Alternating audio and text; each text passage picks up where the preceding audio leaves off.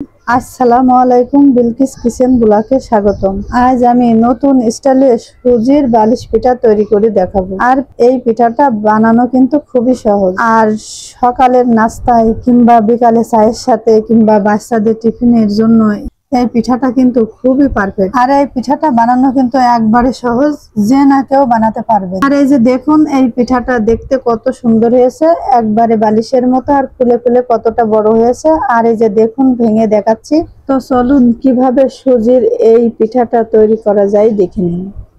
তো এই যে দেখুন, আমি চুলোতে একটা প্যান বসিয়ে দিয়েছি, আর এই প্যানে মেজারমেন্ট কাপের 1 কাপ সুজি দিয়ে দিয়েছি। এখন এই সুজিটা ভেজে নেব। অবশ্যই এই সময় চুলোটা মিডিয়াম থেকে লো আঁচে দিয়ে দেবো। চুলোটা মিডিয়াম থেকে লো আঁচে দিয়ে এই সুজিটা ভালো করে ভেজে নেব। কোনো মতেই কিন্তু চুলোটা হাই স্পিডে দেওয়া যাবে না।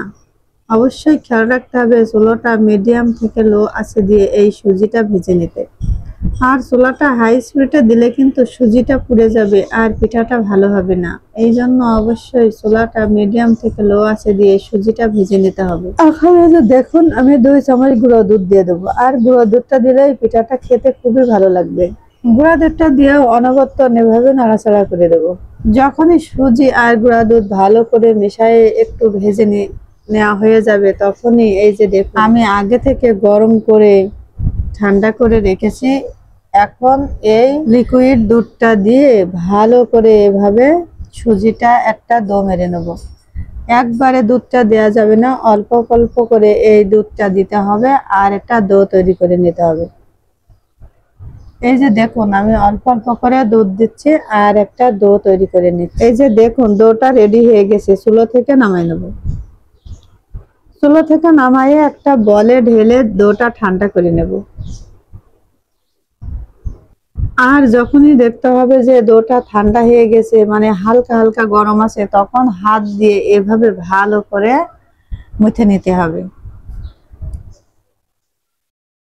আর এই মাথাটা কিন্তু ভালো করে মুথে নিতে হবে, তা না হলে কিন্তু এই পিঠাটা ভালো হবে না। এই জন্য অবশ্যই খেয়াল রাখতে হবে যে এই ডোটা কিন্তু ভালো করে মুথে নিতে হবে। এখন এ পর্যায়ে এসে আমি এই যে 3 চামচ চিনি দিয়ে দেবো। আপনারা চাইলে চিনির পরিমাণটা আরো কম কিংবা আরো বেশি দিতে পারেন। তো চিনিটা দিয়েও আমি সুজির সাথে এভাবে ভালো করে মুথে নেব। এই মুথাটা কিন্তু আস্তে ধীরে সময় করে ভালো করে মুথে নিতে হবে, তা না হলে কিন্তু এই পিঠাটা ভালো হবে না। এই জন্য অবশ্যই খেয়াল রাখবেন যে এই সুজির এই ডোটা কিন্তু খুব ভালো করে মুথে নিতে হবে। এখন এই পর্যায়ে এসে যে দেখুন, আমি অল্প একটু লবণ দিয়ে দেব। আর আপনারা যারা মিষ্টি জিনিসে লবণ পছন্দ করেন না, তারা স্কিপ করে যেতে পারেন। তো আমি এখন অল্প একটু লবণ দিয়ে এই যে দেখুন আবারও ভালো করে মেখে নেব। আর আমি এই ডোটা কিন্তু 5 মিনিট ধরে এভাবে ভালো করে মুছে নিয়েছি।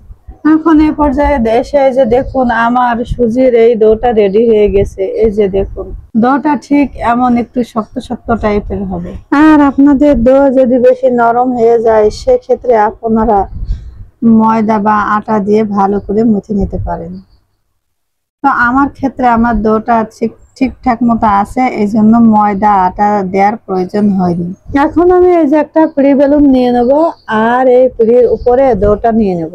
নিয়ে এই যে দেখুন, হালকা করে একটু মুথে নিয়ে মাঝখানতে আমি ভাগ করে নেব।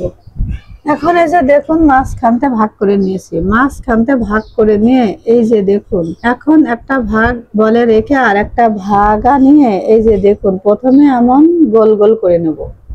এরপর হাত দিয়ে চেপে চেপে এই যে দেখুন এভাবে বলে নেব। এখন এই যে দেখুন, একটু ময়দা ছিটিয়ে দিয়ে বেলুন দিয়ে এভাবে ভালো করে বলে নিতে হবে। ঠিক যেভাবে আমরা রুটি বা পরোটা বানাই সেভাবে বলে নিতে হবে, কিন্তু খেয়াল রাখতে হবে এই রুটিটা একটু পুরু হবে, সাধারণ রুটির থেকেও একটু পুরু হবে। এই যে দেখুন, ঠিক এমনটাই হবে। এই যে দেখুন, ঠিক এমন হবে। সাধারণ রুটি বা পরোটার থেকে একটু পুরু টাইপের রুটি হবে। এখন চারিপাশটা একটা ছুরির সাহায্যে চারিপাশটা সমান করে কেটে নেব।